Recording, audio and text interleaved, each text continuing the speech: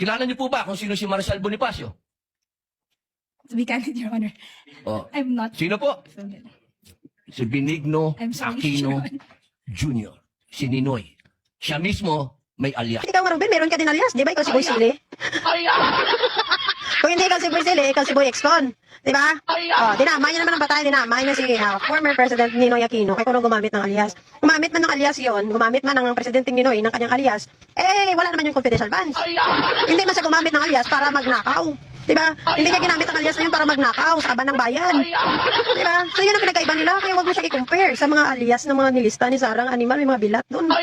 Puta. Kahit bilat hindi pinalampas. Diba?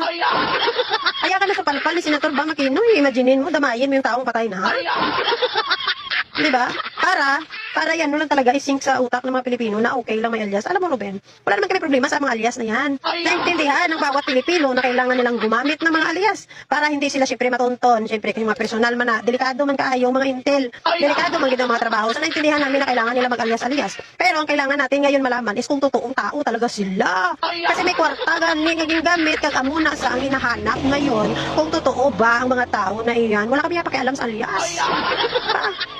Kahit nakakatawa yung alias nila, tinanggap namin ang katotohanan, gusto namin niya makilala kung sino-sino sila. Eto. Kasi pinaproblema nila kasi nga hindi pwedeng malaman ang pagkakakilanlan ng mga tao na yan. Di ang gawin nyo, ipatawag nyo sa Senado, lagyan nyo sila face mask, di kaya lagyan mo sila ng mga sunglasses, jacket. Kung gusto mo, lagyan mo ng helmet. Helmetan nyo sila, papuntahin nyo dyan sa Senado, papirmahin nyo sila doon sa mga dokumento dyan. Malalaman nyo na yan kung totoong tao sila. Bakit? Kasi meron din sila, di ba, sa acknowledgement receipt. Nandun sila, di ba, nagpirma sila doon? Doon malalaman na ninyo. Napakadali, patawag nyo lahat yan, lahat ng mga nakalista, ipatawag nyo na, papirmahin. Tingnan nyo ang pinagkaiba ng mga pirma. Imposible na mag-aya pa nilang pirma ng isang tao. Diba? Kasi, handaan nyo ha, baka nakalimutan nyo, na merong mga acknowledgement receipt na parehos ang pirma, pero iba-ibang pangalan.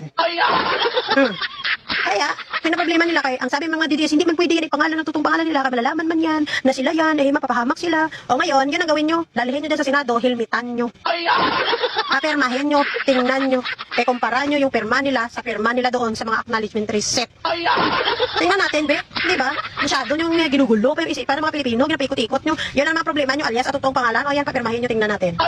Di ba? Pero pa mga DDS, sabi nila, ay salamat naman, binili pala ng gamot, binili pala ng ano, binili pala ng pagkain, binili ng tree planting pala sila, mga animal bukos, ganyan.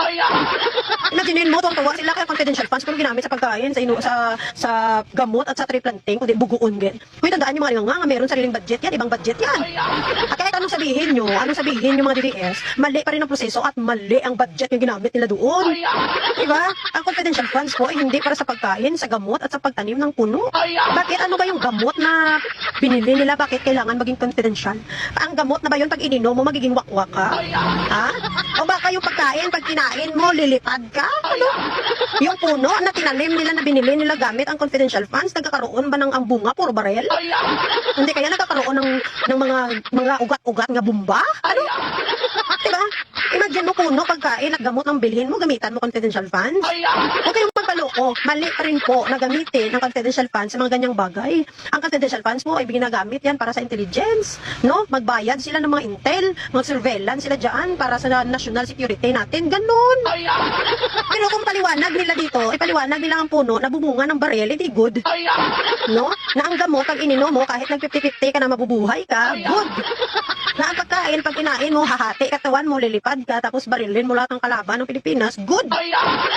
Maganda sana kung ganun yung binili nilang mga na pwedeng gamitin sa national security ng Pilipinas.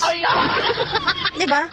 Ang problema, wala silang mapakitang resibo. Wala silang mapakitang resibo kung totoo ba na binili nila yun ng gamot, na binili nila ng pagkain, na binili nila ng puno. Resibo kung kailangan. Buti pa pag bumili ka sa department store, bibigyan ka pa ng resibo. Diba? Tandaan natin, pera ng taong bayan ito. Kailangan transparent lahat. Paano naging transparent? Wala nga silang resibo eh. Sinabi lang yan nila na bumili sila ng punong kahoy para i-tree planting at sinabi nila na bumili sila ng pagkain at gamot. Pero walang resibo. Kung anong gamot ang binili, anong puno ng kahoy ang binili, at kung anong pagkain ang binili. Tapos sasabihin nyo, ginawang hero ng mga DDS. Ginawang hero ang mga magnanakaw. Diba?